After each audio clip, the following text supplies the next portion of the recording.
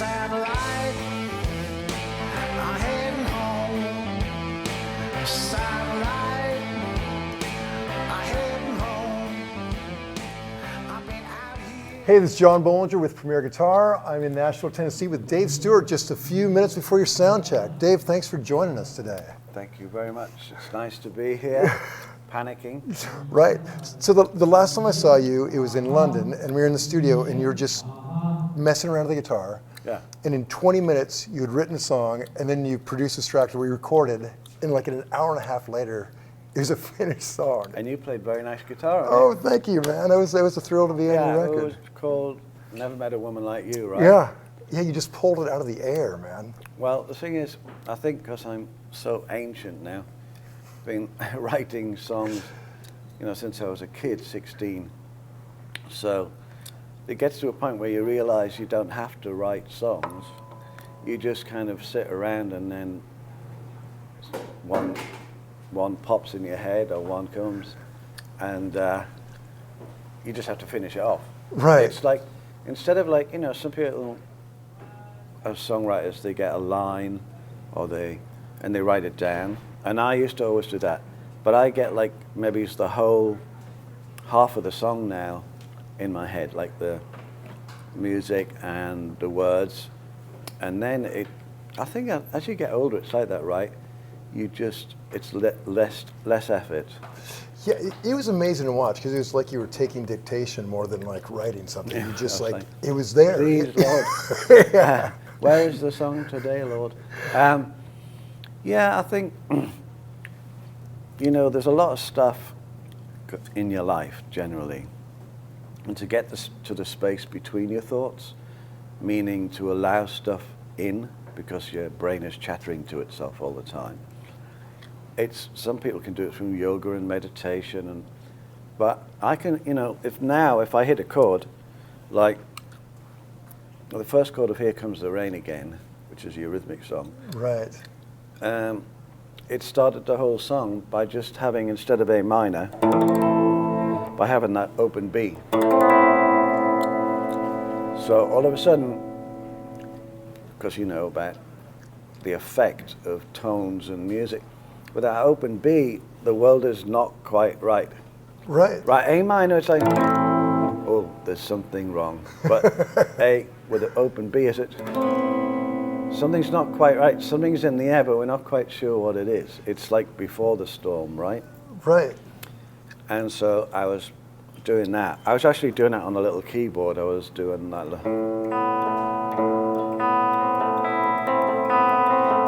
like that. And Annie heard it, and we were looking out a window in New York over Central Park, and it was kind of a grey day, and Annie just went, Here Comes the Rain Again. And just because I was playing those notes. And, the beginning of writing a myriad of songs was the fact that I kind of nearly died. I sort of flatlined on an operating table. And before that, I didn't really write any songs. I just liked playing the blues guitar and being in bands and taking drugs and all the stuff that you do when you play the guitar and you think, oh, this is great fun. And then when I nearly died, I sort of came out of that. He's doing the soundtrack too. And then when I nearly died, I came back to life in a way, completely energized, and like a creative lightning bolt hit me on the head. And I put down the guitar and bought little keyboards because I didn't know how to play them. And I wanted to do something I had no idea what I was doing. And that kind of led to Sweet Dreams in a way. Right. Well, I'd write a manifesto about what I didn't like, what Annie and I didn't like, and what we did like, and it would be weird. It would say Motown, Electro, Andy Warhol, like a strange list that we liked, and things we didn't like. And yeah, so then I got back into the guitar again when we'd captured people's imagination with this kind of semi-electro Sweet Dreams album. But straight away, the next album had Here Comes the Rain on it, which had a big Gretsch country gent, I think it's called. Right, sure.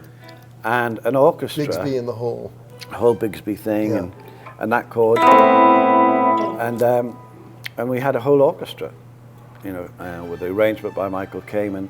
Yet we still had sequencers and a drum machine. So it was a weird fusion, but people accepted it straight away. We were very fortunate that MTV started just as we made about 3 videos. We didn't really know what to do with them. And then it was like, hey, there's this thing called MTV. And we had made Sweet Dreams, Who's That Girl, Here Comes the Rain, you know what I mean? Right. As little movies. In front of the curve, yeah, that's great. Yeah, like, it's, you know, a lot of the videos at the beginning were the band standing on like boxes playing, and then things came out, waves of video effects came out their head. And we were like making little films with a field and a cow in it and strange stuff. And then as soon as we opened the box, it's the wrong guitar, but maybe can I just plug the other one in? Yeah. So Although we do have to hear about this guitar. eventually. yeah, sure, I'll tell you about that.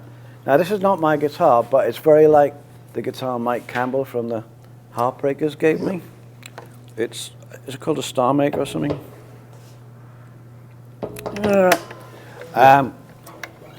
So Mike Campbell has a guitar by Duesenberg. Mine's at home, but it's very similar. That's right. In Nashville, you're using a lot of borrowed gear for this. I gig. I don't have any of my guitars with me, and I just got my straps today. But son guitar, as they say in French. So yeah, we kind of snuck our way into. Then it was like, I hope this is in tune. So then we kind of did this. All right.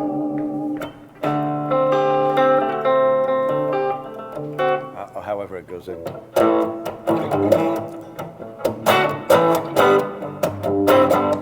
And we went into this kind of Stax R&B, and then I was full on, came out the closet as a guitarist. Right. I went, haha, I was a guitarist all the time. Yeah, I remember. And were you playing a Strat on that?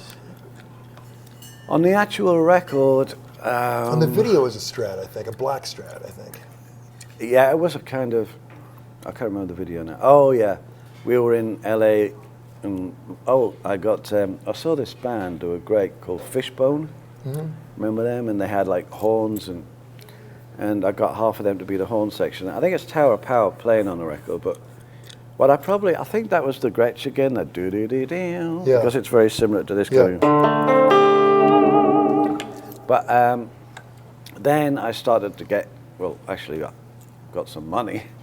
And very difficult to get great guitars. The weird thing is when you're saving it to buy a guitar and you're absolutely broke, and then you get famous and wealthy, and then people are giving you guitars. Right. And you're going, shit. So, like Mike Campbell gave you that guitar. Well, that was very sweet. He gave me one, it's very similar to this, except it's got his name on here and it's got a few different features about it. That one I just had hold of. Oh yeah. Can we see that? This is your signature, right? This is my signature guitar made by Duesenberg, which is called a Blackbird. And the reason why is I landed in Nashville about 6 or 7 years ago. And you want to hold that one? Oh yeah, love to. And, wow, it's light, like surprisingly light. Well, not when you're as weak as me. You're a big, strong guy. I landed in Nashville and met John and Martina McBride. Yeah. I hadn't made a solo album for about 15 years, never even thought about it. Went to Blackbird Studios and went, this feels good. So I said to John, hey, can you get me these kind of players? And I wrote down exactly, kind of drummer, this kind of, and put a little band together. I'll come and make an album here. And he thought I meant in the future. And he got an email the next day of me, and it was the album cover, all done, and it was called the Blackbird Diaries. And he was like, shit. And then the cover is that, Blackbird, and that face there. That's the cover of the album. And then when Duesenberg said, do you want to do your own guitar? And I said, yeah, I'd like to put that there. And so it's called the Blackbird, this guitar. And I made a whole album, and the same as you were mentioning about songwriting, the night before I left for Nashville again, which was not long after, I said to my wife, I'm so excited about making an album again, all stuff. And then I went and nearly choked on my wine, realized I hadn't written one song. And I was getting on the plane the next day, and the next morning, I was in 4 days in a row with this band. And I wrote 16 songs and recorded them in a row in those 14 days, which is the Blackbird Diaries album, which is, we're going to open the show tonight with 2 of the songs from that. And I love the songs, but to tell you the truth, the first song is called So Long Ago. So I was like really scared to play with these guys because it was just, oh, Michael Rhodes and Chad Cromwell, and I was like, oh God. So I went in the booth and I just went like this, and I went.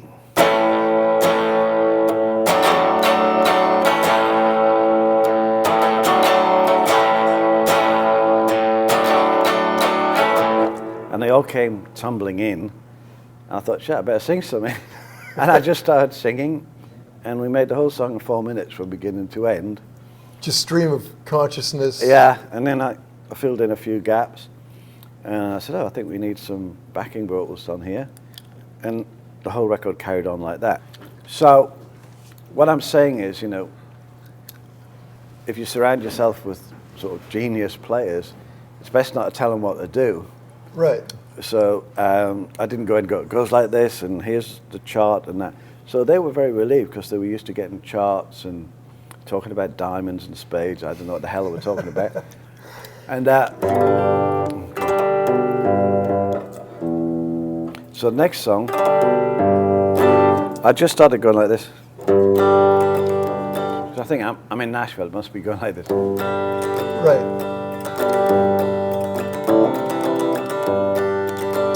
And they all came in, Dan, Doug, Mo with the pedal steel.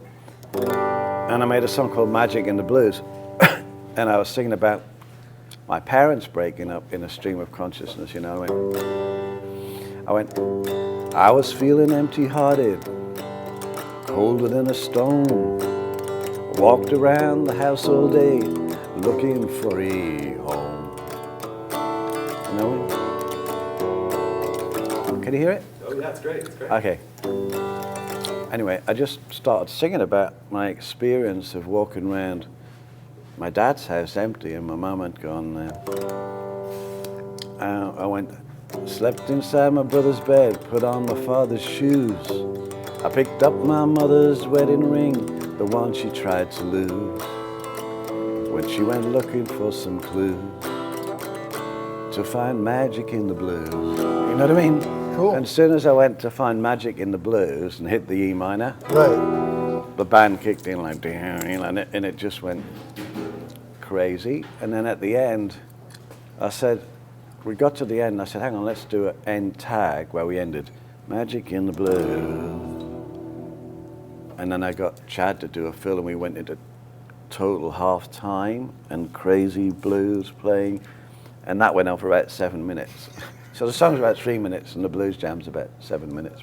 That's great. What a great way to record, just like pull it out of the air. But I see, it's actually how people would write and record. You know, I've had lots of great experiences, like writing songs with Mick Jagger.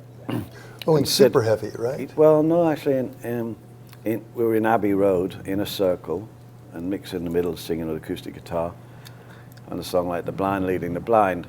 We won another song called Old Habits Die Hard that we won the Golden Globe. And basically Abbey Road, as you've probably seen, where the Beatles recorded, huge, high ceiling, great room. Yeah. And there's something very magical about the one take. And that's what everybody did back in the day. Right. And then everything got automated, and you got like, you know, Annie and I made Sweet Dreams on an 8-track, but then you got like a 16-track and a 24-track and a 32-track and a 70, and then it goes on and on. And now it's limitless possibilities, but I always think, you know, necessity is the mother of invention, so it's better to really concentrate lyrically, I think, on something tiny, and then let the listener explode it into their world, than trying to write about the whole world and the listener trying to see where they fit in. And musically, I think when you leave huge holes for the listener to fill in, like, you know, when people play great Jamaican dub bass, the great thing is the notes they don't play, right? And to me, a lot of guitar solos are like that as well. It's not filling in the millions of notes. You know, Neil Young's a classic example. He'll drill one note through your head, you know, he'll be like, you know. But the other chords are changing around him, and you're going like, shit, he's serious, you know, and he is. So when you're playing guitar on tour, what you're primarily playing this your signature? Well, that one in there I have, it's the same but with a whammy bar on it. Okay, yeah. And then the Mike Campbell one. Then I have a silver Strat, which is like a 005 from the Fender workshop. No, what? Sure, their custom shop. Custom shop, yeah. And then I have a lot of Danny Farrington handmade guitars, 12 strings that I had them make with a scroll neck looking like a violin neck. Oh yeah. I gave him the worst job ever. I said, I want a 12 string that's so small and it has to have scrolls here and a scroll neck and a tiny body, but it has to be really loud. And of course with 12 string pulling on the neck, on the tiny body, and I said it has to be extremely light and loud. And he was like, about a year and a half later, he was like, ah. And he made one and I played it on lots of records. It's an amazing guitar. And then Rockbridge, a little company called Rockbridge, custom handmade acoustics. And for years actually the funny story is we're in Nashville, but like the first time Eurythmics, and I think the only time we ever played in Nashville was in like 1983. And we had a bus for the first time. And I used to drive everybody mad with a CB radio. Right, so the bus driver would let me have it. He had to stop me in the end, but I used to push it down, and I bought a banjo in Oklahoma. And I used to put it on, like tape it down and go, hello, Gentleman Jim here with another banjo tune all the way from Great Britain. There, there, there, there, there. And all these guys were, shut the fuck up with that. But actually, when we got to Nashville, I thought, I have to buy a guitar in Nashville. So I went to a guitar shop, and I was mesmerized by the girl behind the counter. So instead of concentrating and going, I must get an old Gibson, or she was saying, we've just got this new guitar in. It's called a Takamine, a blue one. And she went like that, and I was like, I'll have it. And by the way, here's a ticket to the show. But fortunately, it turned out to be the most incredible guitar for playing live, because it was one of the first ones. A DI, you had a little control here, sure. And it had a cutaway here, so I could play lead on it, and it had a curved, beautiful bowed back, and I still use that to this day. And in fact, I wrote to them and said, look, it's wearing out, it's starting to get big dents. And I said, can you make me another one exactly the same? And they just sent it about 2 months ago, because didn't make them anymore, and they made exactly the same one. That's great. And you're still playing, like tonight you're playing a Takamine live as well, right? I am, yeah, if it turns up. Yeah. If not, I'll just wander around the stage like a... Right.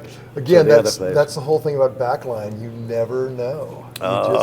Now for amps, you're using an AC30, which is that's your go-to normally? No. That was what I was given in the rehearsal. They sort of wheeled out an AC30 and I just plugged in. I've had no time really, but I noticed it was look a little bit dodgy, so I said I better have a spare one.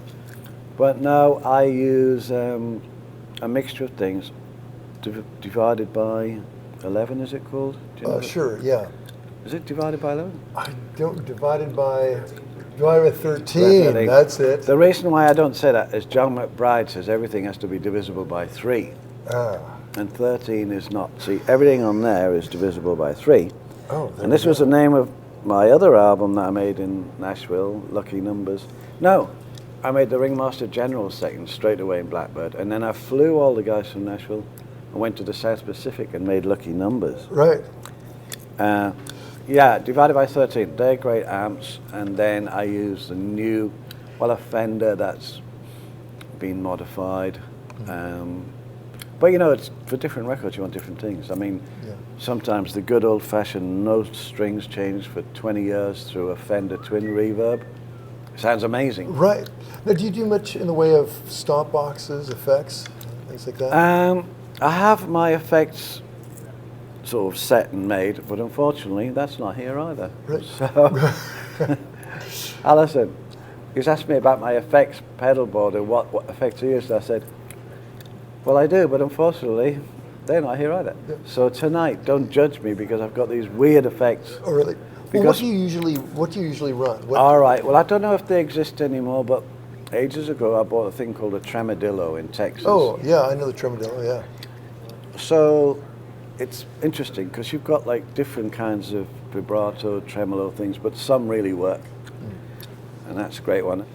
So yeah, I like really sort of lots of handmade, personally by people, so you know, Big Cheese, Brown Sauce, all these interesting effects pedals, and then Electric Mistress, which they didn't make for years. Oh, sure, yeah. You know. I've never seen one, but I have heard. Yeah, and you know, Crybaby Wah-Wahs, and then there's lots of great little effects coming out, little Ibanez, tiny ones, and there's a little firm that brought even tinier effects pedals about this big. The trouble is, when you get as old as me, I can't see them. And they're going, I want a big fat wah-wah about that big. And now, woof, woof, woof, woof. Right. Hey, and you just completed that book as well, right? Yeah. We got to give this the plug, actually, man. this book, I don't so much talk about the guitars, although the Blackbird is on the front. Yeah. I talk about the world and the stories behind working with, you know, everybody from Sinead O'Connor, Bob Dylan, Mick Jagger, Gwen Stefani, obviously Annie for years. Tom Petty, Stevie Nicks, and what went on around it. That was like creative mayhem, like a circus. That's why the cover looks like so psychedelic. There was a lot of moments where it was so like crazy. I had to ring up friends to ask them what happened. And I got photographs. I drove my family mad and everybody that works with me searching for photographs, but eventually I had about 8 huge boxes full of photographs, and that was good because I could just pick one out. And the funny thing about photography, you just suddenly remember everything about that moment and basically the week around it. And that helped, because no good writing a memoir and then I couldn't remember anything. But first thing I did, you know, when you say, I'm going to write a memoir, so you go, I'll go off to Jamaica and get a little room on the side of the sea, and you have your white piece of paper and a wooden table and a quill or a pen. And I said to my wife, I'm off to write a memoir. And then I sat there looking at the sea and like, you know, and after about 4 days I realized I hadn't written a thing. And I used to go to the bar at about 6 o'clock at sundown because it was a very old-fashioned hotel, and it was like tea and biscuits, and the barman had been there for 60 years, and he was about 89 years old. And he was telling me stories because Marilyn Monroe would go there with her husband, the playwright, and you know, then Noel Coward would come down from the hill, and I was so fascinated, and I was making notes about his life, and that's a kind of metaphor for my life, right? Working with Tom Petty or Mick Jagger, or producing. I started writing his life out, and I got back to my room. I'm not writing his life. I'm going to be writing about my life. Yeah, I can't wait to read it, man. Yeah. Well, Dave, I know you've got sound check you got to jump to, but man, such a pleasure seeing you, and thanks so much. Great to see you again. Yeah. Don't forget to sign up for PG Perks, your all-access pass to exclusive gear giveaways and discounts on PremierGuitar.com.